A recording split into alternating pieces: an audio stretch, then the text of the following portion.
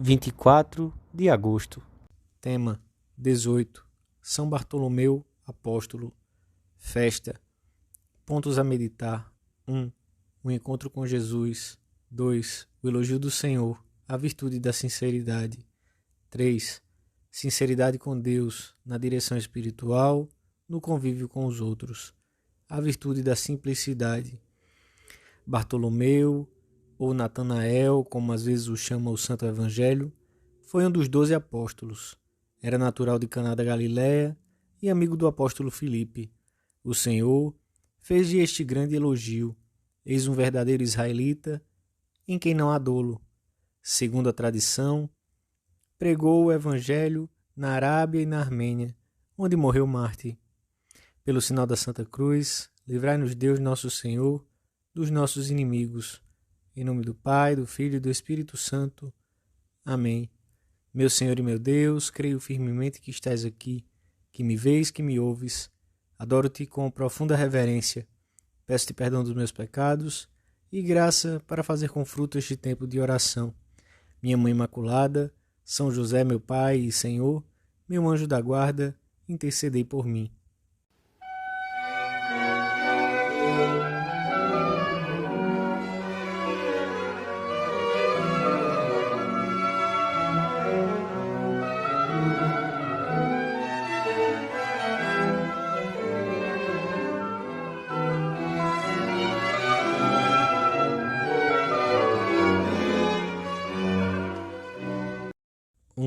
A tradição identifica o apóstolo Bartolomeu com Natanael, aquele a quem o seu amigo Filipe comunicou cheio de alegria ter encontrado o Messias.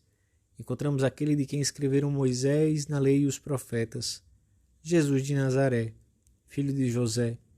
Natanael, como todo bom israelita, sabia que o Messias devia vir de Belém, do povo de Davi.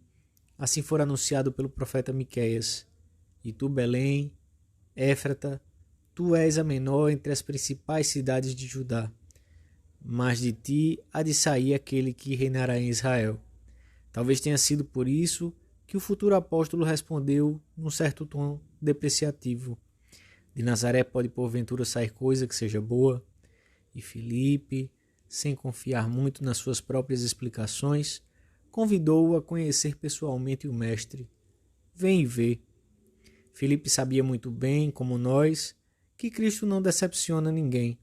Foi o próprio Jesus que chamou Natanael por meio de Filipe, como chamou Pedro por meio do seu irmão André. Essa é a maneira de agir da providência, que nos chama e nos conduz por meio de outros. Deus não quer trabalhar sozinho. A sua sabedoria e a sua bondade querem que também nós participemos da criação e ordenação das coisas. Quantas vezes nós mesmos não seremos instrumentos para que os nossos amigos ou familiares recebam a chamada do Senhor? Quantas vezes, como Filipe, não diremos: vem e vê? Natanael, homem sincero, acompanhou Filipe até Jesus e ficou deslumbrado. O mestre conquistou a sua fidelidade para sempre. Ao vê-lo chegar acompanhado do amigo, disse-lhe: eis um verdadeiro israelita, em quem não há dolo. Que grande elogio! Natanael ficou surpreendido e perguntou: de onde me conheces? E o Senhor respondeu-lhe com umas palavras que são misteriosas para nós, mas que devem ter sido muito claras e luminosas para ele. Antes que Filipe te chamasse, eu te vi, quando estavas debaixo da figueira. Ao ouvir Jesus, Natanael entendeu claramente. As palavras do Senhor recordaram-lhe algum acontecimento íntimo, talvez a resolução de um propósito firme, e impeliram-no a fazer uma emocionada confissão explícita de fé em Jesus como Messias e Filho de Deus. Mestre, tu és o Filho de Deus, tu és o Rei de Israel. E o Senhor prometeu-lhe: porque eu te disse que te vi debaixo da figueira, crês? Verás coisas maiores que estas. E evocou, com certa solenidade, um texto do profeta Daniel para confirmar e dar maior peso às palavras que o novo discípulo acabara de pronunciar. Em verdade vos digo que vereis o céu aberto e os anjos de Deus subindo e descendo sobre o Filho do Homem.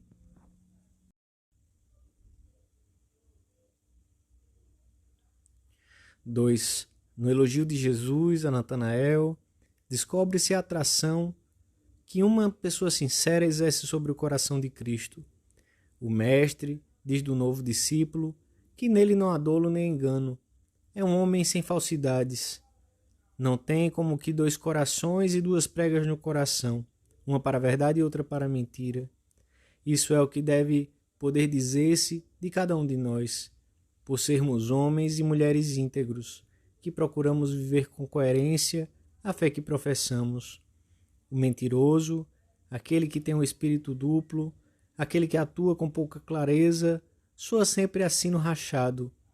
Lias naquele dicionário os sinônimos de insincero, ambíguo, ladino, dissimulado, matreiro, astuto.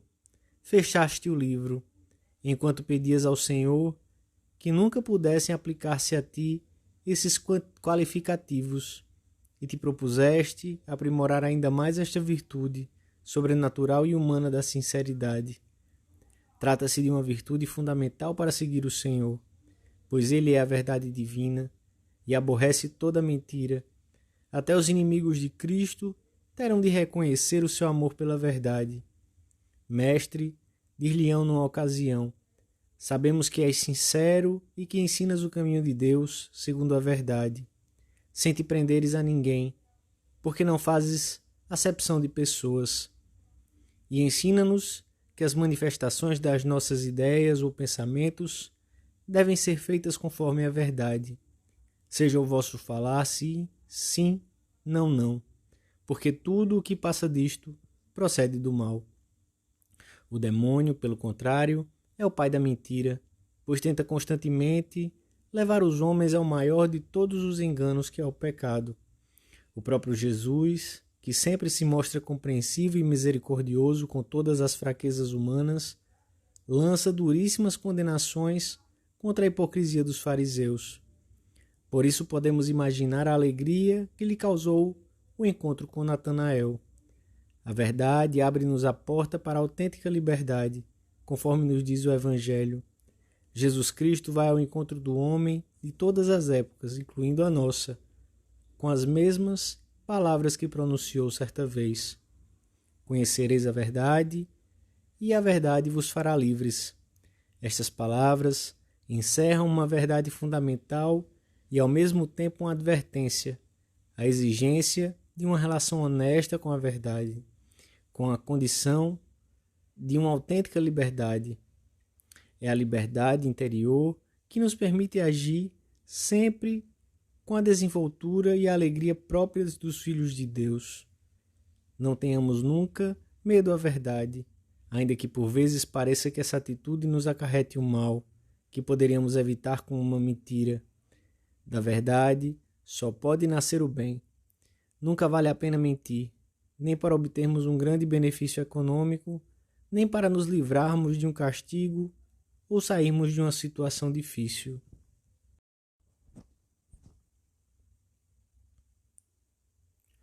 Três.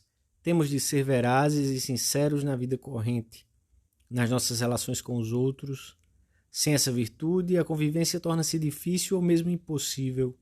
Fora da verdade, a existência do homem acaba por obscurecer-se e quase insensivelmente deixa-se invadir pelas trevas do erro, que podem chegar a falsear toda a vida.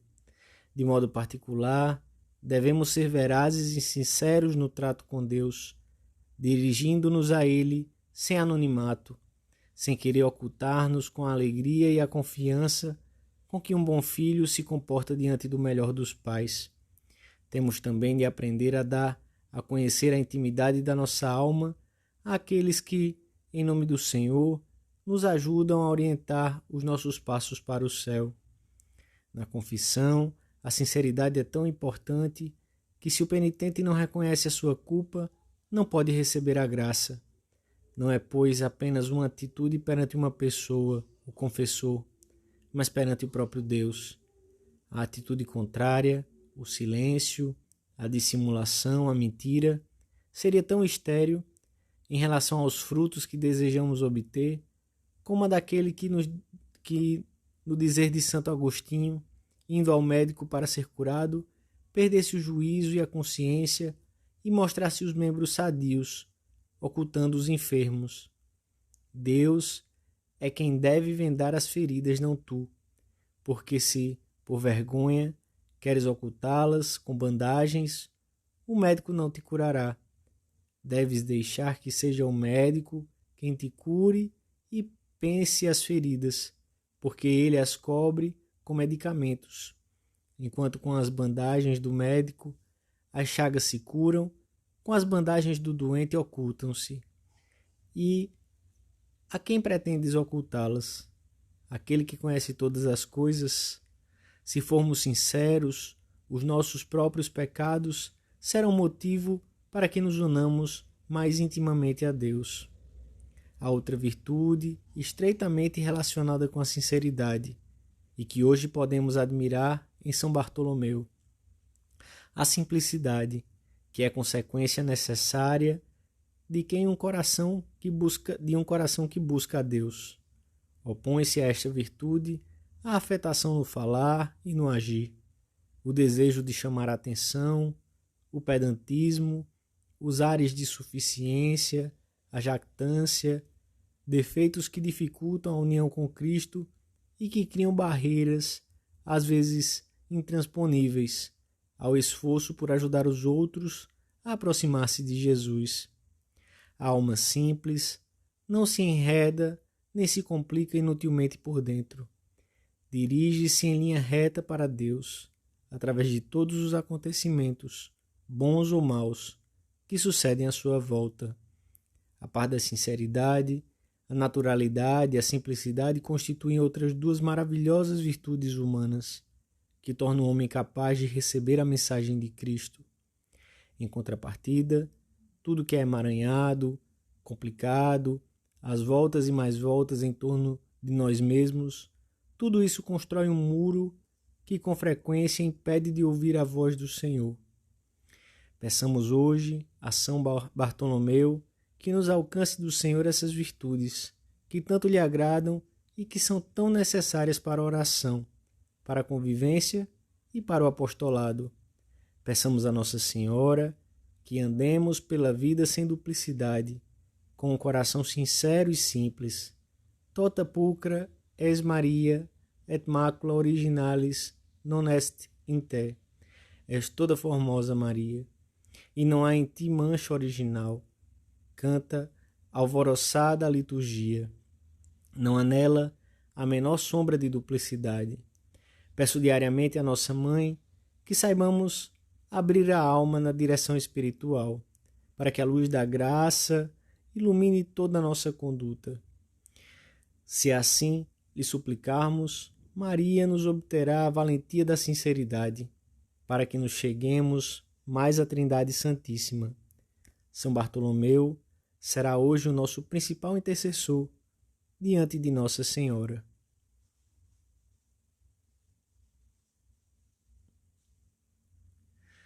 Dou-te graças, meu Deus, pelos bons propósitos, afetos e inspirações que me comunicaste nesta meditação.